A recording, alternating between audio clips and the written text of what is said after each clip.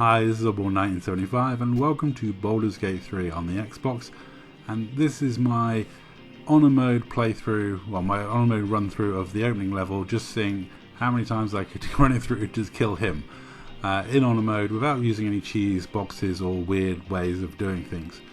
Just basically going in and slapping him and still trying to get out on time. This time I had tried a monk. This is the build that I actually did succeed with, and so in this episode we'll see if it's worth doing, because I'm honestly not sure it is, because amount of XP to amount of pain you can get from this and how difficult it is, I don't think it's really that worth it. If you get lucky and get a potion of speed in the chests in the early room, I would say maybe have a look at doing it, but honestly it's, yeah, I mean, with them all being blessed up and kicking crap out of things, it's, you know, it works quite well. The many blows thing and stuff like that on a monk means it has a lot of attacks in a round, which is very helpful when trying to take down Captain Zhalk, or whatever how you pronounce his name.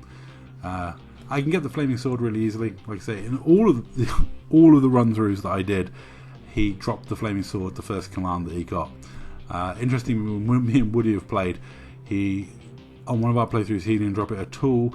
The one we've just restarted with some mods involved, we're just doing the mods to look at what it's like to do level 20 with extra feats, and he dropped it on the second command attempt. But every time I did one of these solo, on the night where I was doing this for experimentation, he dropped it every single time. Now, same before, I used the 4 Nautiloid tanks from the level to place around him to blow him up, and the idea is whittle him down enough that actually has an effect. I really did miss not having a long strider, because it really makes a difference to your characters how far they can move. And equally, I don't know, I think it's so random and luck of the draw. The placement of the canisters in which order they blow up and how much damage they do him seems so random. It's very difficult to say whether it's whether you can consistently do this, and I don't think it's worth, ultimately, spoiler alert, it's not worth the amount of XP you get. Oddly enough, the other 2 cambions that come in, they are snacked full of rare materials for alchemy. One of them's got giant stingers on and all sorts of stuff, which is hilarious, because it's kind of like they're teasing you, because very unlikely you're going to be able to kill him and those 2 at level 1. 3 characters with over 100 hit points, you're level 1, yeah, you're not doing it. It's just, you know, unless you use some of the cheat mods, it's not something that's attainable. But it is interesting that they did put a lot of stuff to loot on the other 2 guys. I mean, if you don't believe me, just slap on the cheat ring. You can walk in here and kill everything instantly, and check out the bodies. It's, you know, it is something that's now doable with mods, but this is with no mods, pure honor mode, and yeah, I gotta say, doing that and not using any like weird tactics and cheese and holding other rooms open and stuff like that, it's very, very difficult, incredibly difficult to get the kill on this guy.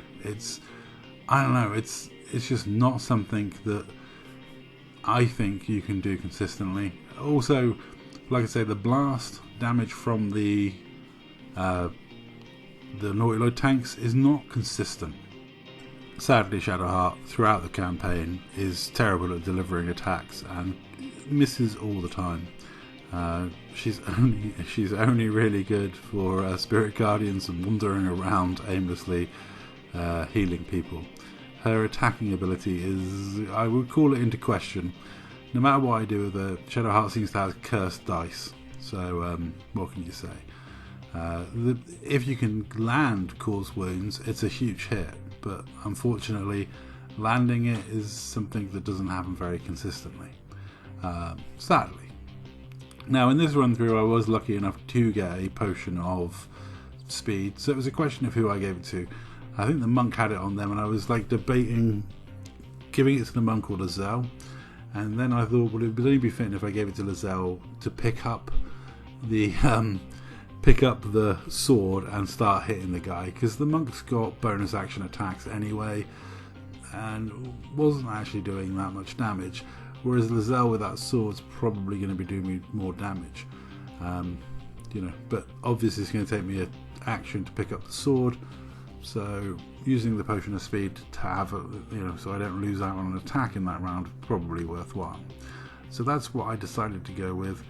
I don't know if it was a good choice, but she did get some decent hits in with the big flamey sword, and early doors that sword's pretty useful.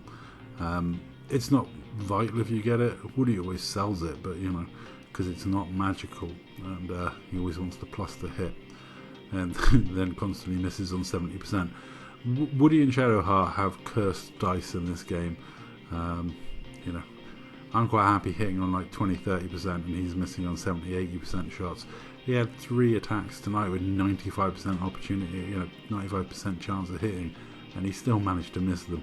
It's crazy, but yeah, dice are just dice. I did check if he had it on karmic dice, and he did. But all in all, this run through went fairly badly. It went terribly, but nothing that Shadowheart would have been upset about. So roleplay wise, it fits entirely with Shadowheart's personality, though I wouldn't recommend doing this on any Onimo playthrough you do. Nicking the sword's one thing, sacrificing your team to get a kill on a commander for the amount of experience points he's worth is not worth it. I would say that getting out with everyone well and having some spells left for the rest of the day is probably more important. I would highly recommend bringing a character that has sleep. That's my preferred method of getting through this. But if you're gonna, depending on what character choice you take, if you can take sleep as a spell, take sleep as a spell. But there's plenty of characters that can, smash their way through this easily enough. And still, with Shadowheart getting the command in, you've got 2 chances for him to drop the sword. It's worth picking up early doors. Like I say, it's not a big thing if you miss out on it. But as to killing him, I would say don't worry about it. To be honest, if you get lucky and the Illithid does enough damage, I would plant the tanks and blast him on the way out, which is what I normally do on my on-mode playthroughs. See if I get lucky with the blast, and it usually leaves him about 20 hit points.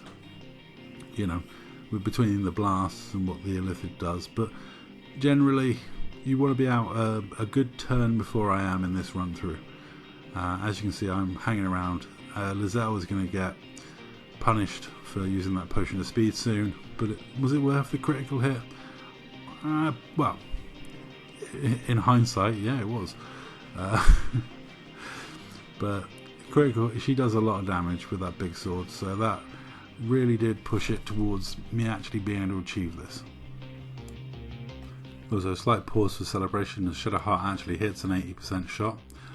Very rare footage there. Yeah, the lethargic thing is a bit of an issue, but what can you do? It was getting to the early hours of the morning. I think the sun was coming up.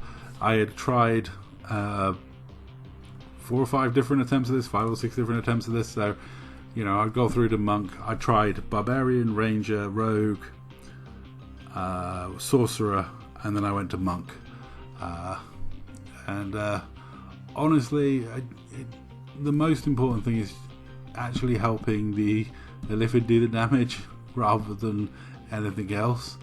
Anything you can do to debuff the commander and his champions that come in would probably be the best bet. But you should be gone by now. This should be the turn you're leaving. When they come in and get shot when they're quite distant, that's it. That's when you should be pulling the trigger and getting out.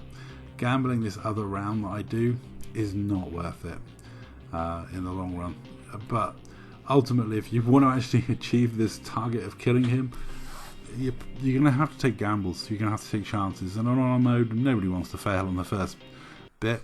So probably for the best that, I don't normally play my Onimos like this. There we go. I'm going to try the topple attack, knock him over and then run away, but unfortunately that fails. So we're locked in for another round of combat, which means the Cambions are going to come up behind me.